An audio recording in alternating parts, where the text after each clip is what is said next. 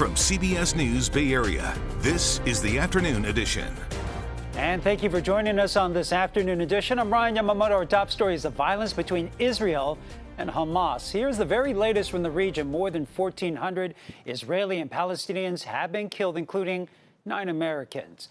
The Gaza Ministry of Health saying more than 3,700 people have been wounded, and Israel's defense minister ordering a complete siege on the Gaza Strip, while the militant group Hamas is warning they will kill a hostage every time Israel bombs civilian targets in the Gaza Strip. And we're now just learning that the Israeli Prime Minister Benjamin Netanyahu is saying Israel has only started their fierce offensive.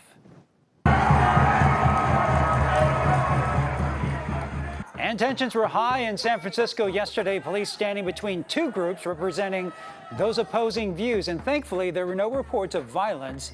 Betty Yu was there.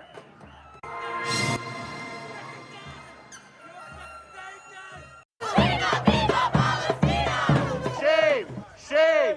Shame! Dueling demonstrators faced off outside the Israeli consulate in downtown San Francisco Sunday. Resistance is justified! Over violence in Israel.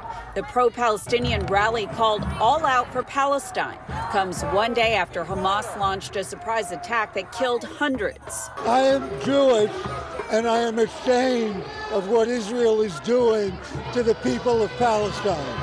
I was in Palestine a month ago. I saw for myself how the Palestinian people are being oppressed. El Cerrito resident Seth Morrison held a sign that read, "Jews for Palestinian Liberation." Impassioned protesters carrying signs and flags on both sides yelled, "Free Palestine" and "Free Israel." SFPD officers in riot gear and barriers kept the 2 groups separate as tensions rose. What do you think of this surprise attack that happened Saturday? You know, violence won't solve anything. But when a people are oppressed, when they're held in the conditions of Gaza, like they're in prison, how can you blame them? You know, many of us have been saying that the Palestinians are going to rise up. They're not going to, and you cannot expect them to sit on their hands. San Francisco resident Jay Connor said he wanted to show support for his Jewish friends. It's abhorrent, it's terrible. There's no reason why anyone who should be out vacationing, having a party, should have to be kidnapped, hostage, raped and murdered and beaten. It's just shocking, and it's the fact that we're still even arguing Jewish existence in 2023 is pretty shocking to me. Killers, murderers, and standing here in front of the Israeli, how shame, how unforgivable. Both sides marched in different directions following the rival rallies. The unfortunate thing is if we were to move forward, they'd have to resolve the problems out there first, because obviously out here you can see there's 2 different degrees of anger and frustration. There's a lot of shouting going on, but what would you like to tell that side? What I would like to tell them is that our Jewish tradition is one of peace. It's one of coexistence. And we will only have peace when we respect the rights of all human beings.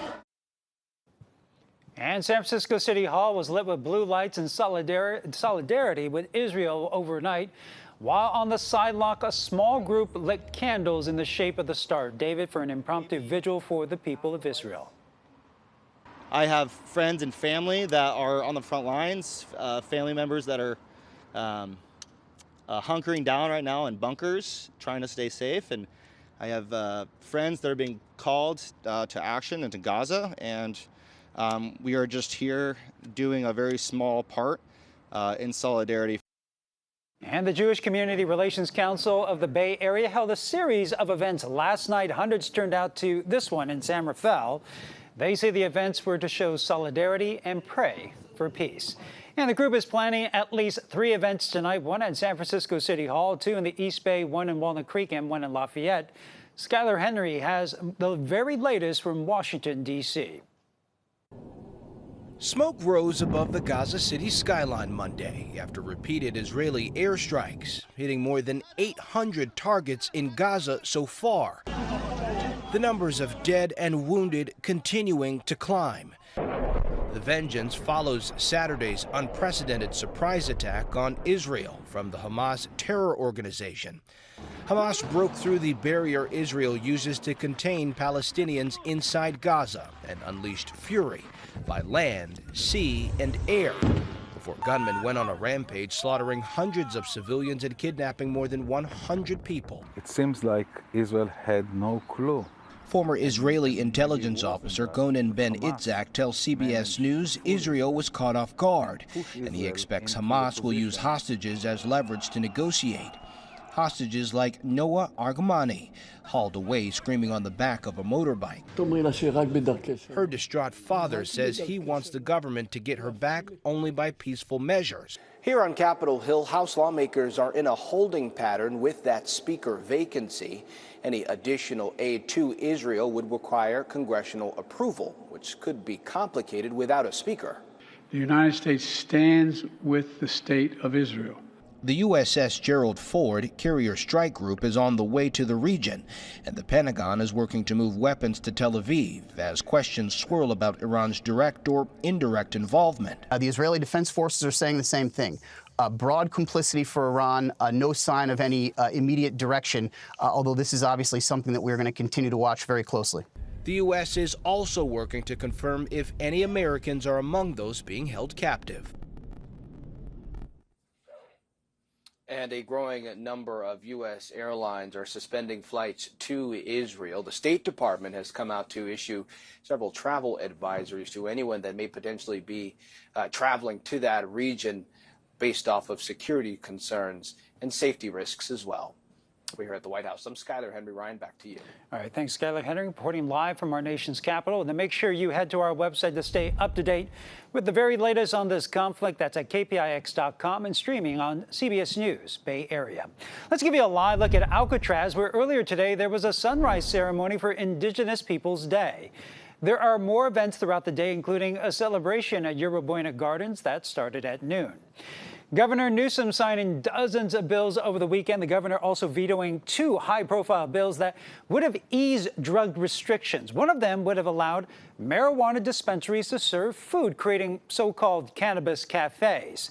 The governor said he vetoed the bill to protect workers, saying the bill would have undermined California's smoke-free workplace rules. And the governor signed a bill requiring colleges to stock fentanyl test strips in their campus health centers. It also mandates colleges tell students where they can find Narcan and test strips. Fentanyl overdose education will now be a part of college orientation. Now to Oakland, where police are busy investigating 4 separate shootings over the weekend. They happened within a few hours of each other on Saturday night. Police say all the victims are in stable condition. And this all comes as Oakland leaders plan to install 300 automated license plate readers to help fight crime. The city's Privacy Advisory Commission has already signed off on the cameras. Da Lin has that story.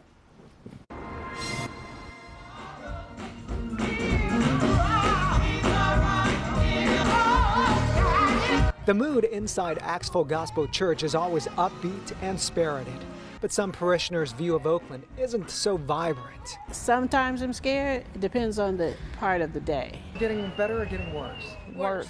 Worse, very. Worse.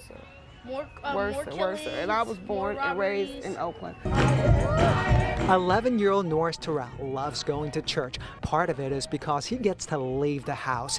He's here with his aunt. My mom's scared to let me go outside because there's always shootings. People are dying. People are getting shot. The 6th grader says he's heard plenty of shootings in his West Oakland neighborhood. Mad sad because I'm always inside the house.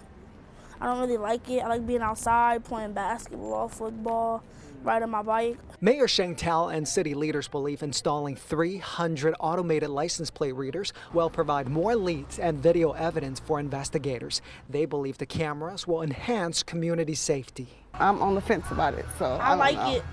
You like it? Why do you like it? Tell me.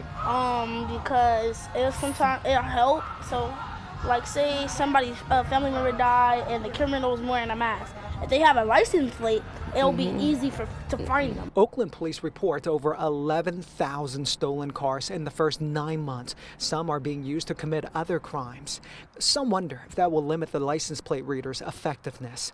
Bishop Bob Jackson of Acts Full Gospel also questions if the police department's staffing shortage would allow for follow-up investigative work. He believes the better solution is more cops on the streets. There are some people that are saying that it's going to work and it's going to be, I'm willing to try anything to get crime down in the city of Oakland, because right now that's the #1 problem. Police report violent crime in Oakland is up 21% so far this year compared to last.